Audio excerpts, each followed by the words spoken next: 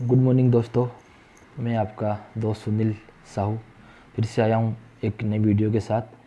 और सबसे पहले आपको हैप्पी वुमेंस डे। आज अंतर्राष्ट्रीय महिला दिवस है, तो आप सभी को इसकी हार्दिक शुभकामनाएं। आज अपन नॉर्मली बात करेंगे, एक छोटा सा टॉपिक लेंगे अपन, एसिड बेस बैलेंस। बॉडी में एसिड बेस बैलेंस बनना बहुत ज़रूरी होता है, क्योंकि एक नॉर्मल लाइफ जीने के लिए बॉडी का एसिड बेस जो बहुत ज़रूरी होता है, इन दोनों के बीच में जो बैलेंस होना चाहिए वो बहुत ज़रूरी होता है। अगर इन दोनों में थोड़ा भी डिस्टर्बेंस हुआ तो पूरी बॉडी की मेटाबॉलिज्म और बीएमआर वगैरह सब कुछ चेंज हो जाएगी। तो अपन चलिए शुरुआत करते हैं एक नए टॉपिक की, एसिड बेस बैलेंस की। नॉर्मल बॉडी के अंदर क्या होता है कि एसिड होता है और बेस होता है, दोनों के अंदर बैलेंस करने के लिए बॉडी कंपनसेट करती है। और अलग अलग कंडीशन होती है जिसमें एसिड और बेस अलग अलग होता है। नॉर्मली अपन क्या करते हैं कि एसिड बेस बैलेंस में कुछ वैल्यू होती है जो इस एसिड बेस बैलेंस को शो करती है कि बॉडी में क्या एसिड और बेस का बैलेंस मेंटेन चल रहा है। तो नॉर्मली बॉडी में एक पीएच होती है, ब्लड की पीएच, इससे अपन बॉडी का एसिड और बेस पता लगा सकते हैं। तो नॉर्मल जो ब्लड जो होती है वो बॉडी की पीएच जो होती है 7.35 से 7.45 तक होती हैं। अप्रोक्सीमेटली इसको एवरेज अपन 7.4 मान सकते हैं। ठीक है, दूसरी इसके अंदर जो वैल्यू ऐड करते हैं वो करते हैं अपन PCO2, partial carbon dioxide. Partial carbon dioxide क्या होता है कि इसका जो नॉर्मल लेवल होता है 35 से लेके 45 मिली mmHg होता है। और इसके बाद तीसरी जो वैल्यू आती है SCO3 आती है, इसका लेवल 22 से 27 मिली इक्वेंट पर लीटर होता है। और चौथी जो वैल्यू आती है PO2 80 से लेकर 100 mmHg, इसका नॉर्मल वैल्यू होता है। अब आगे बात करते हैं। बॉडी में दो तरह के एसिड और बेस बैलेंस का एबनॉर्मलिटी पाई जाती है। एक तो होगा रेस्पिरेटरी जो शो करता है CO2 के लेवल को, और दूसरा होता है SCO3 ये जो होता है ये शो करता है मेटाबॉलिक एसिडोसिस या बेस को शो करता है। अब इसमें अगर क्या होता है कि अगर पीएच का लेवल 7.35 से नीचे जाता है तो ये एसिडोसिस को शो करेगा, और अगर पीएच का लेवल 7.45 से ज़्यादा जाता है तो ये एल्कलोसिस को शो करेगा। मतलब बेस बढ़ा हुआ मिलेगा, CO2 बढ़ा हुआ मिलेगा बॉडी के अंदर। ठीक है, तो आगे क्या होता है कि अपन दोनों के बारे में थोड़ा डिस्कशन करते हैं। एसिड बेस बैलेंस में क्या होता है, इसमें अब इसकी आपने नॉर्मल वैल्यू पढ़ ली है, एक बार वापस मैं बता देता हूँ नॉर्मल वैल्यू क्या होती है। पीएच जो होती है बॉडी की 7.35 से लेकर 7.45 तक होती है, एवरेज अपन 7.4 मानते हैं। और आगे PCO2 जो पार्शियल जो प्रेशर होता है CO2 का वो होता है 35 से लेकर 45 mmHg होता है। और HCO3 का नॉर्मल वैल्यू जब 22 से 27 मिली इक्वेंट पर लीटर होता है। और PO2 का जो लेवल होता है वो नॉर्मली होता है 80 से लेके 100 mmHg होता है। अब इनमें इम्बैलेंस पढ़ते हैं। पहले अपन लेके चलते हैं पीएच और CO2 को। अगर दोस्तों देखो पीएच अगर नॉर्मली अगर 7.35 से लेकर 7.54 पॉइंट है तो ये नॉर्मल शो करती है। अगर पीएच 7.35 से बिलो जाएगी तो ये एसिडोसिस को शो करेगा। इसके साथ में अगर CO2 का लेवल अगर बढ़ता है, CO2 का लेवल बढ़ेगा तो ये एसिडोसिस को शो करेगा, और CO2 का लेवल घटेगा तो यह एल्कलोसिस को शो करेगा।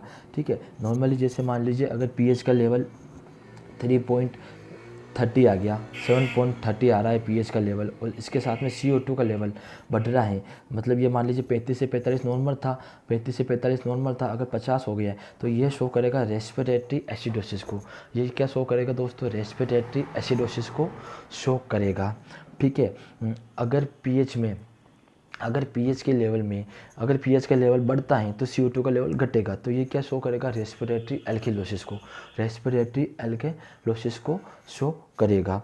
ठीक है, दोनों चीज़ें पढ़ लिया आपने। एक चीज़ कॉमनली बता देता हूँ मैं कि जो पीएच का जो लेवल होता है ना, वो इसके इनफिनिटी होता है। मतलब क्या होता है कि पीएच का लेवल अगर बढ़ेगा तो CO2 का लेवल घटेगा। ठीक है दोस्तों, और अगर पीएच का लेवल घटेगा तो CO2 का लेवल बढ़ेगा। ये चीज़ें आप थोड़ा सा ध्यान रखिए, इससे आपको थोड़ा आइडिया लग जाएगा कि कहाँ एल्कलोसिस करना है, कहाँ एसिडोसिस करना है अपने को। मान लीजिए अगर पीएच का लेवल घट रहा है, मतलब एसिडोसिस शो हो रहा है, तो CO2 का लेवल बढ़ेगा। ठीक है, और अगर पीएच का लेवल बढ़ रहा है और CO2 का लेवल घट रहा है तो यह एल्कलोसिस को शो करेगा। दूसरी बात करते हैं अपन मेटाबॉलिक की।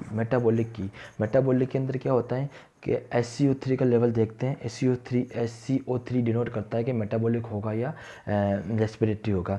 तो जहाँ पीएच का लेवल बढ़ेगा वहाँ SCO3 भी बढ़ेगा, मतलब मेटाबॉलिज्म भी बढ़ेगा अगर पीएच का लेवल बढ़ रहा है बॉडी के अंदर। तो अगर पीएच का लेवल बढ़ रहा है तो ये एल्कलोसिस शो करेगा, इसके साथ SCO3 भी बढ़ जाएगा तो ये भी एल्कलोसिस शो कर रहा है। तो मान लीजिए अगर पीएच का लेवल 7.50 हो गया तो SCO3 का लेवल भी 30 हो जाएगा, तो ये शो करेगा मेटाबॉलिक एल्कलोसिस को। और अगर पीएच का लेवल घट रहा है तो SCO3 भी घटेगा, मतलब मेटाबॉलिज्म घटेगा बॉडी के अंदर। तो मेटाबॉलिज्म अगर घट रहा है तो पीएच अगर बढ़ गया है पूरा, और तो ये तो एल्कलोसिस हो रहा है। पीएच अगर घट रहा है, SCO3 भी घट रहा है, तो ये एसिडोसिस हो रहा है।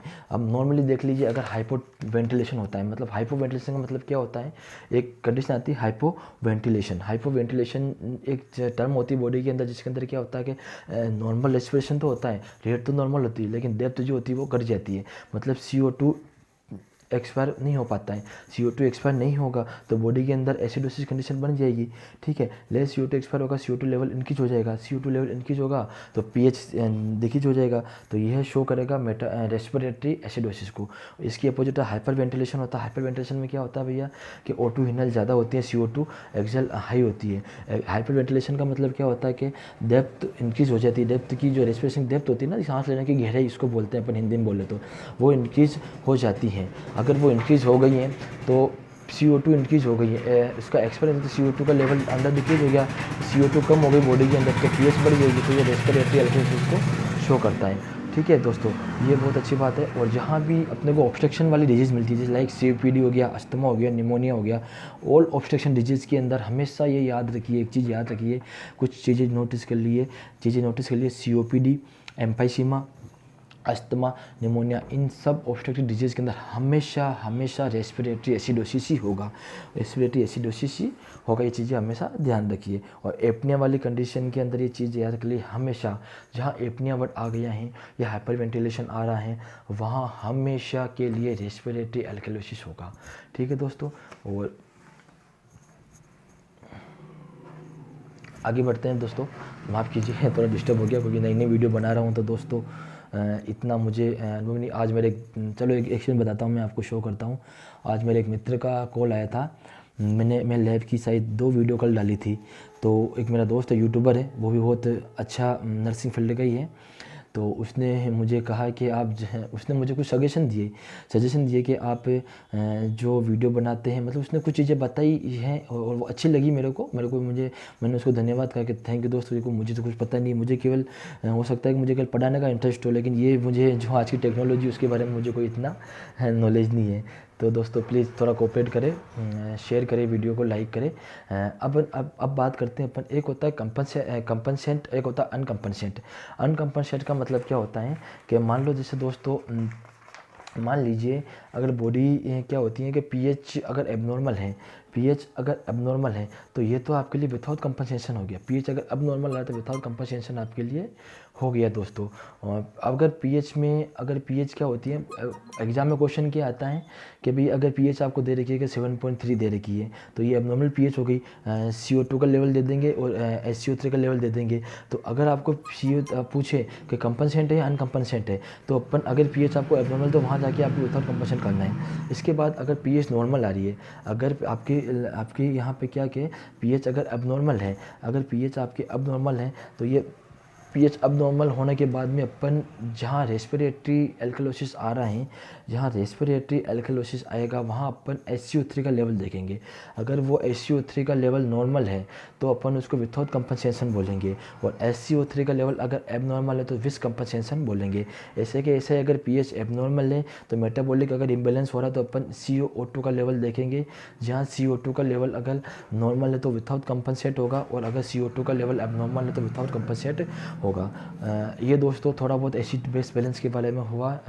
अगर आपको वीडियो में कोई दिक्कत आ रही हो तो आप मुझे पर्सनली व्हाट्सअप मैसेज कर सकते हैं या कमेंट में आप शो कर सकते हैं, आपको डेफिनेटली उसका जवाब मिलेगा।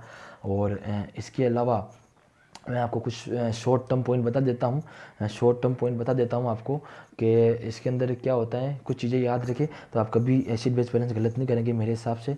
जहाँ पीएच डिक्रीज होती है वहाँ CO2 इंक्रीज होगा, मतलब पीएच डिक्रीज का मतलब एसिडोसिस हो गया, और CO2 इंक्रीज है, CO2 अगर डिस्टर्ब तो रेस्पिरेटरी हो गया, तो वो क्या होगा, रेस्पिरेटरी एसिडोसिस होगा।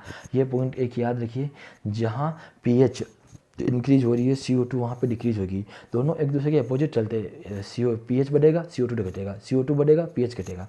जहाँ पीएच घट रहा है वहाँ जहाँ पीएच बढ़ रहा है वहाँ CO2 घटेगा, तो पीएच का मतलब एल्कलोसिस हो गया, तो रेस्पिरेटरी एल्कलोसिस हो गया।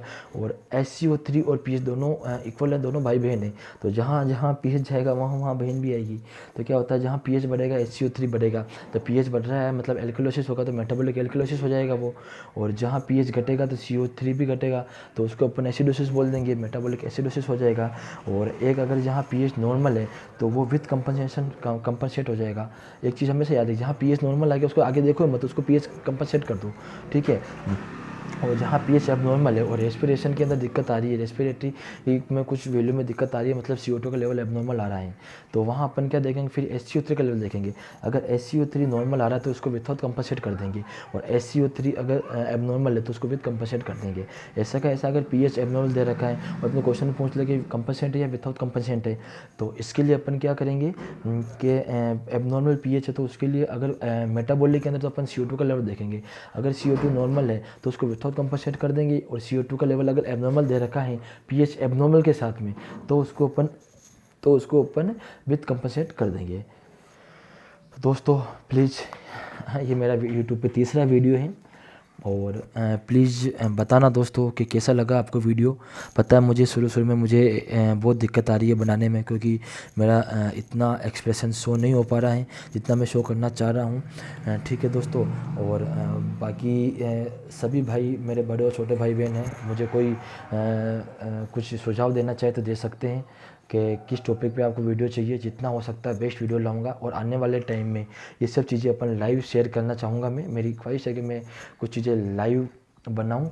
तो दोस्तों प्लीज़ आज का ये टॉपिक कैसा लगा प्लीज़ बताइए मुझे, और प्लीज़ वीडियो को लाइक और शेयर करें, चैनल को सब्सक्राइब करें, और जितना आप सब्सक्राइब करोगे। और एक मैं चीज़ आपको बता देता हूँ, आज के दिन सुबह मैं जो भी बोलूँगा, चलो मैं हमेशा सच ही बोलता हूँ, एक चीज़ बता देता हूँ मैं आपको कि मैं आपको कह देता हूँ, मैं लाइफ में कभी भी किसी कोचिंग सेंटर को ज्वाइन नहीं करूँगा, ना मुझे किसी से कोई पैसा चाहिए।